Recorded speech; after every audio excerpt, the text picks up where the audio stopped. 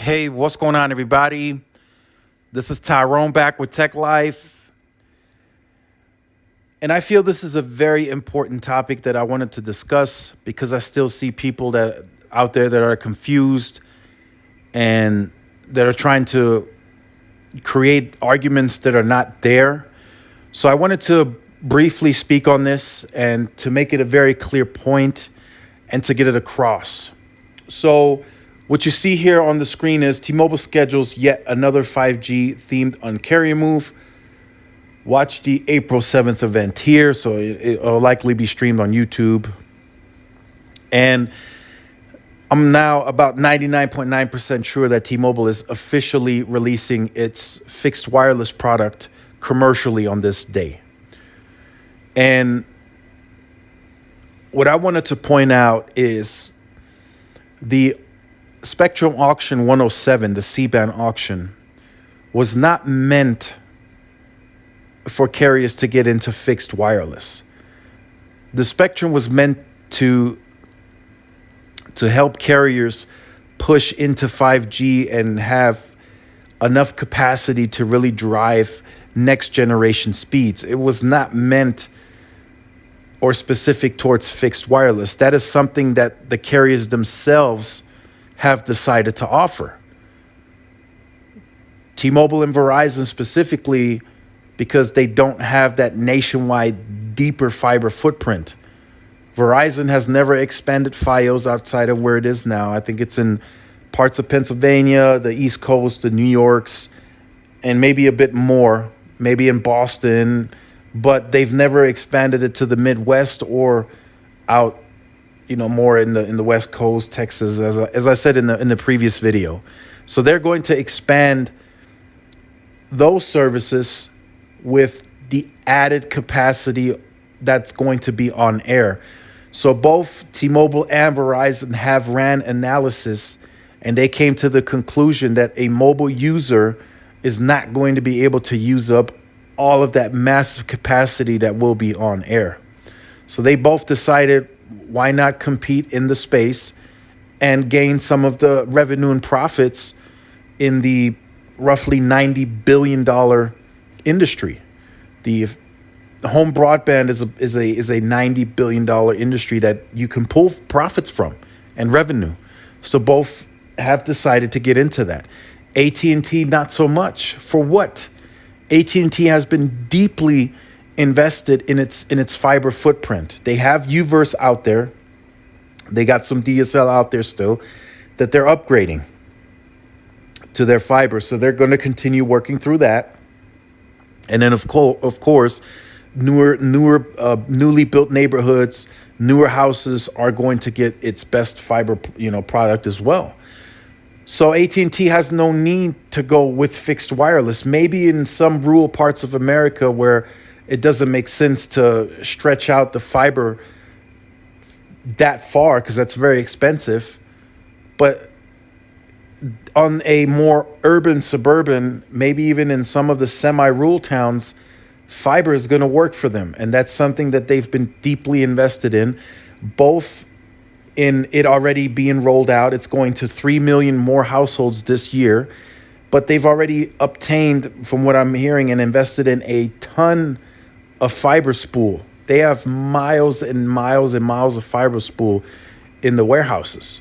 So they're ready to expand that service. And quite frankly, any day of the week, I'm going to pick a direct fiber connection to the house over fixed wireless. It's just better.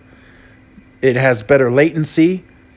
It has better stability, reliability, 99% reliability. AT&T's even including a backup wireless option in case the fiber does go down.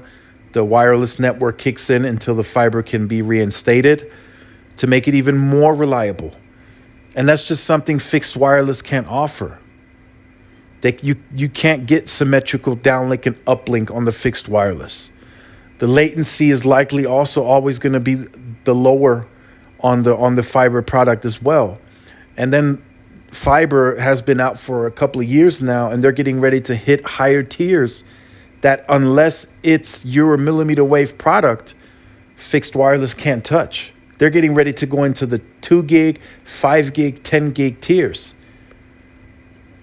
And that's coming soon. That's not far away. They're getting ready to turn up the heat on that backhaul, and they're getting ready to push that capacity into those tiers. And fixed wireless is, even with that added spectrum from Auction 107, is not going to get to that kind of capacity. Not happening.